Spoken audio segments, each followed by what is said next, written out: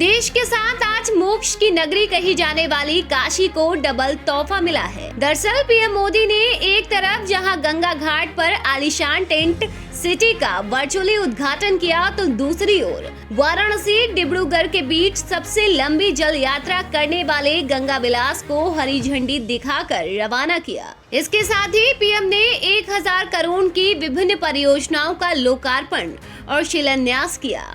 आपको बता दें कि क्रूज 3200 किलोमीटर की दूरी तय करता हुआ बांग्लादेश से होता हुआ डिब्रूगढ़ तक जाएगा, जिसमें 31 स्विस यात्री भी सवार हैं। इस अवसर पर केंद्रीय मंत्री एस सोनोवाल और यूपी के सीएम योगी आदित्यनाथ मौजूद रहे। गौरतलब है कि वाराणसी स्थित रविदास घाट पर कार्यक्रम का आयोजन किया गया था। इस मौके पर सीएम योगी ने कहा कि आज का दिन हम सबके लिए अत्यंत महत्वपूर्ण है। बीते 8 साल में बदलते भारत को पूरी दुनिया ने देखा है और काशी के लिए जो आज से संभावनाओं की एक नई यात्रा का शुभारंभ हुआ है। जल मार्ग से पूर्वी बंदरगाह से जुड़ने से कृषि और एमएसएमई उत्पादों को वैश्विक बाजार मिलेगा। पीएम मोदी के नेतृत्व में यूपी लगातार विकास की नई इबारत लिख रहा है।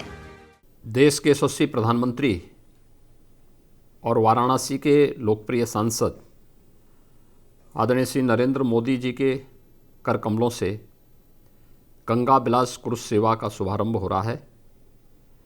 गंगा विलास क्रूज सेवा के संचालन से स्थानीय समुदायों पर सकारात्मक प्रभाव पड़ेगा। यह पहल पर्यटन एवं सांस्कृतिक गतिविधियों को प्रोत्साहित करने के साथ साथ रोजगार के नए अवसर सृजित करेगी, स्थानीय उत्पादों एवं हस्तशिल्पों को बढ़ावा देगी। इस प्रकार यह क्रूज सेवा माननीय प्रधानमंत्री जी की मंशा के अनुरूप अर्थगंगा की परिकल्पना को साकार करने में उपयोगी सिद्ध होगी। खासियत की बात करें तो गंगा विलास क्रूज भारत में निर्मित पहला क्रूज है जो काशी से डिब्रूगढ़ तक सबसे लंबी क्रूज यात्रा करेगा। ये यात्रा कुल 3200 किलोमीटर की होगी। 51 दिनों का ये सफर भारत के यूपी, बिहार, पश्चिम बंगाल, बांग्लादेश और असम के कुल 27 रिवर सिस्टम से होकर गुजरेगा। इसके रास्ते में 3 प्रमुख नदियां गंगा, मेघना और ब्रह्मपुत्र पड़ेंगी। क्रूज बंगाल में गंगा की सहायक और दूसरे नामों से प्रचलित भागीरथी, हुगली, विद्यावती, माल्टा, सुंदरवन रिवर सिस्टम, वहीं बांग्लादेश में मेघना, पद्मा, जमुना और फिर भारत में ब्रह्मपुत्र से होते हुए असम में प्रवेश करेगा। इतना ही नहीं, ये यात्रा विश्व विरासत से जुड़े 50 से अधिक जगहों पर रुकेगी। ये क्रूज राष्ट्रीय उद्यानों एवं अभ्यारण्यों से भी होकर गुजरेगा, जिसमें सुंदरबन डेल्टा और कांजीरंगा नेशनल पार्क शामिल है। वहीं यात्रा उबाऊ न हो इसलिए क्रूज पर गीत संगीत, सांस्कृतिक कार्यक्रम, जिम आदि की भी सुविधाएं दी गई हैं।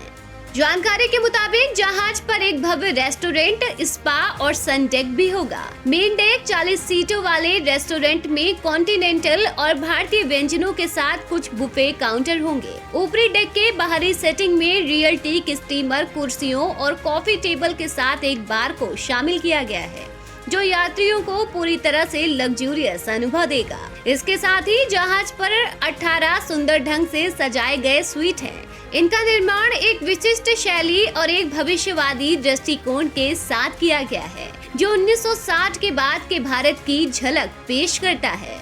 आखिर में बात कीमत की तो क्रूज पर प्रति व्यक्ति का एक दिन का खर्च करीब 25,000 आएगा। यात्रा के दौरान एक यात्री को पूरे सफर के लिए करीब 13 लाख रुपए चुकाने होंगे। टिकट का पैसा भारतीय और विदेशी दोनों के लिए समान होगा। बता दें कि रूट पर किराया अलग अलग होगा, यानी मान लीजिए आप वाराणसी से पटना का सफर करना चाहते हैं तो इसका किराया अलग होगा।